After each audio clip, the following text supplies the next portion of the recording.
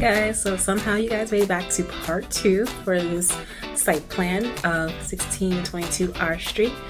And today we are going to try to figure out what the architect is proposing, figuring out issues with the plan, communicating with the architect, going over project basics to know in DC, starting the parking design, ADA spaces, going over some zoning codes, and whatever else we can find to do in this project. So let's engineer something. Okay, so this areaway is up to here, so it seems like they're like pulling the building forward. So the building, there's no building here. Yeah, I know. That's where I don't know.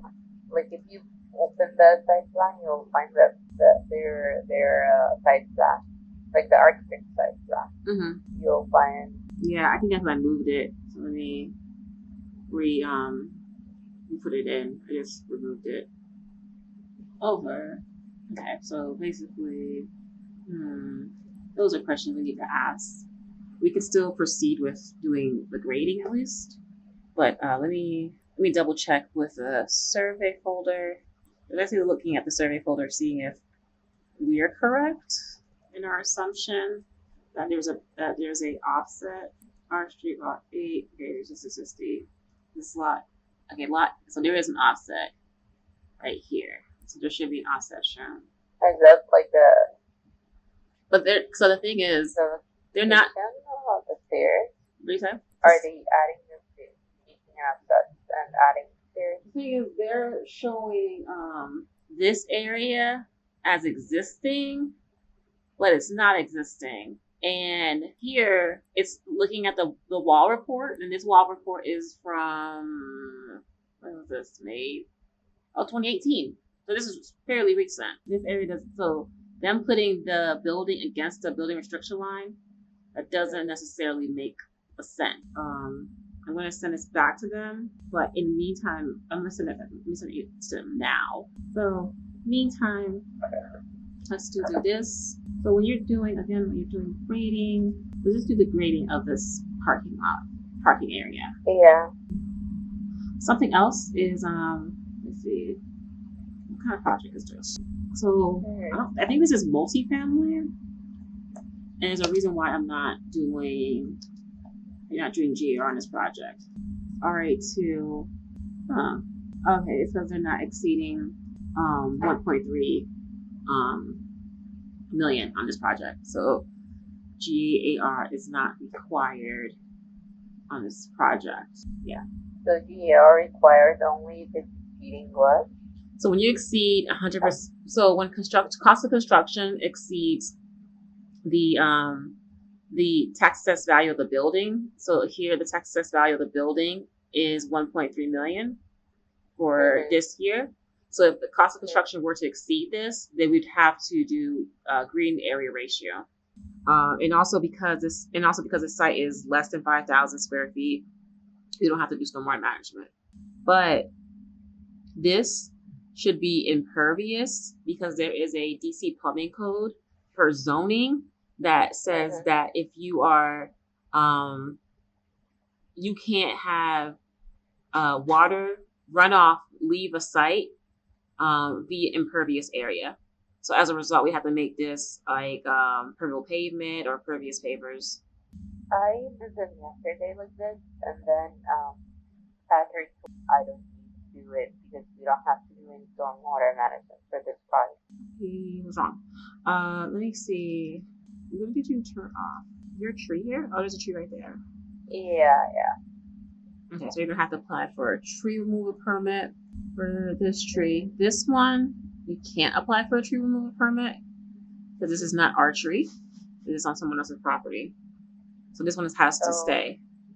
You can only move the trees on your property. Here, we just have to do like a preservation plan for this tree, no matter like the size. Okay, so our parking spaces as a result of this tree will have to start pretty much here. What we can do instead is just have the just do around this and have the ADA space. We're gonna cut this out and have the ADA space on this side instead, especially since there's this pole here. All right. So I'm assuming this more narrow space is ADA. Maybe, yeah. I think it's the ADA. So we're gonna move this over here. So let's move this. Let's clean this up a little bit. Just gonna do this over a little bit. Okay, let's borrow things. Okay, I'm going to go to a different project where I know something that a standard that I know is there. I'm gonna move it. I'm going to take it from there and put it in here. I just want to get the ADA parking space. And this already has the layer that I want. It's not popping up, but okay, this is gonna be long. Yeah, there is some layer should be. So standard parking spaces are 9 by 19, 18 by 9. They vary. I think you can make them 18. Actually, you can't make them 18.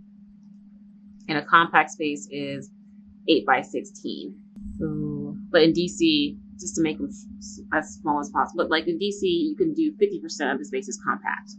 5 feet. So 5 feet is the size of that drive aisle. So this small area would be for the chair. So a person comes out with their wheelchair and they can come out here. And they'll be able to get into the place. Because I'm assuming this more narrow one is there because it's an ADA parking space. And here we could put, so this can be concrete or the permeable pavement. This can be trench. With this area, we could put a different material over it, not just grassy material, so that they can still be able to walk or roll out as needed. Okay, that's that parking space, and we'll align this one as well. And that's the ADA man. Now he's there. I'll offset the rest of them by 9 feet. If it works. And actually, yeah, it works, and so and also that means with it being still 1, 2, 3, only wants 2 parking space. That means we can actually move this all over, and we don't have to have this weird sliver. We can just actually just enter them in all here, and this can be a full ADA exit without us having to do any extra. We just still have to root prune here, but we don't have to add the matting here as well. You just move everything to the right? Yeah, up to the property line. And it's pretty, almost perfect, but not really. But in this area, we just have it as a landscape area. You should just add grass. Yeah, yeah. Just copy these. Okay, here I'm adding patch, and this will be landscape. Here, this will have to be like hand augured or whatever, but we can't do too much disturbance within this area. Yeah, I don't know why. I don't know why Patrick keeps forgetting that rule. I keep reminding him of that rule. Of the DC plumbing code. Is that for DC? Just DC or all the other states? No, it's specifically. I'll send it over to you. I actually just got it. So I'm looking for it. It just popped up for a different project. It pops up like at least 3 times a month. So that's why that's weird. That's where he got it. Maybe just because he wasn't into the project so much because it's my project, so I didn't give it like a long so. It's an easy rule to forget because it's not DOE or any agencies that we directly deal with rule. It's zoning's rule. So it won't be able to be approved without. There you go. It is for DC plumbing code section. There you go. I'm going to copy that and send over to you so you have it. I'll explain to him later. He's just getting random codes. Also, this is my office again. We're in DC. But yeah, we just went over that project. We just went over part 2. We got that accomplished. And see you next time for part 3. Like, comment, and subscribe, please. I need you guys. Bye.